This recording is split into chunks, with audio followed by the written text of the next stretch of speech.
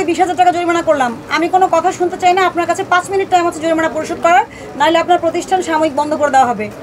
Sell করে না, কি করে গিফট দেয় এগুলো এখনো দিই না গিফট আইটেম। হ্যাঁ, এগুলো হচ্ছে কিছু প্রোডাক্টের সাথে আসতো আর কি, তো এগুলো আমরা কাউকে দিও না। এখন দেন না, আপনি এখানে কেন রেখেছেন? দাঁড়ান, এখানে কেন রেখেছেন? এখানে তুমি রাখতে পারো না সেগুলো তো। আরে না না, ডেট চলে গেছে তো, কেন রাখতে পারবেন না? মার্চ মাসে ডেট চলে গেছে, আপনাকে বুঝতে হবে। মার্চ না, আপনি এটাকে নিচে থেকে উঠেছি আমরা। এগুলোর সাথে কতদিন আমরা জব দিচ্ছি, আপনাদের কথা বলার তো ভাষাই নেই।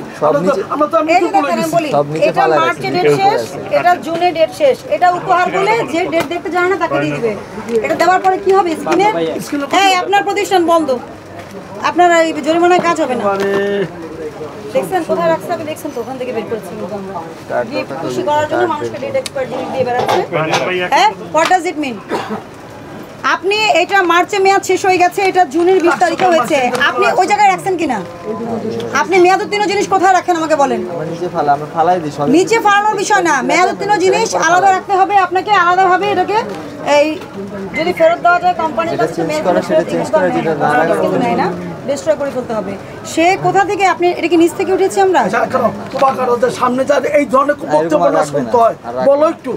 তোমরা তো কিচ্ছু বুঝো না দুনিয়া, যেমন আমি ভুল করে বিচার করবো না, এতটুকু যথেষ্ট। যদি একটা ভালো মানুষ হয়, মেয়াদ উত্তীর্ণ জিনিসের জন্য আপনি বুঝতে হবে, আপনি নিয়ম ভেঙে একটা প্রোডাক্ট বিক্রি করছেন আর মেয়াদ উত্তীর্ণ বিক্রি করছেন আর নকল বিক্রি করছেন, দুইটা বিস্তর ব্যবধান।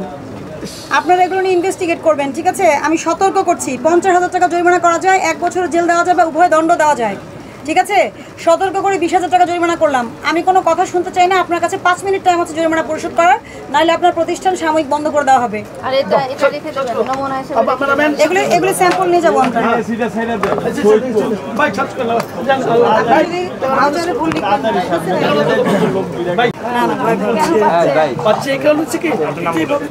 ম্যাডাম 30 বছর ধরে ব্যবসা করছি, তো আমরা ঘুরে গেছি আর এটা চলছে।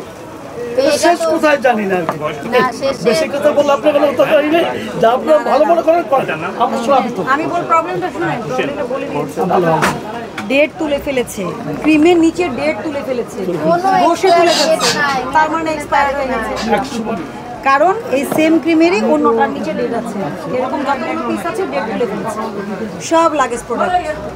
বিএসটিআর ম্যান্ডেটরি পণ্যের যে তালিকাটা আছে, এটা ওয়েবসাইট থেকে বের করে দয়া করে সবাইকে দিবেন।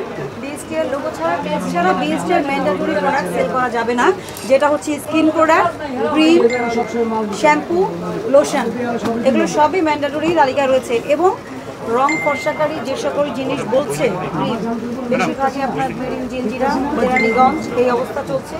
আমার ভালো মার্কেটে বিজনেস করতে হলে ভালো মার্কেট, এটা তো আপনার না গলির মার্কেট করা যাবে না। আমাদের স্কিন ক্যান্সারের ঝুঁকি অনেক বেড়ে গেছে বিভিন্ন কারণে, ঠিক আছে?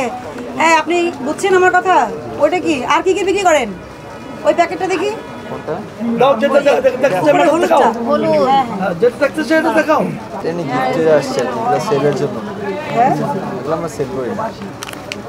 সেল করেন না, দেখি এটা। এই যে দেখেন,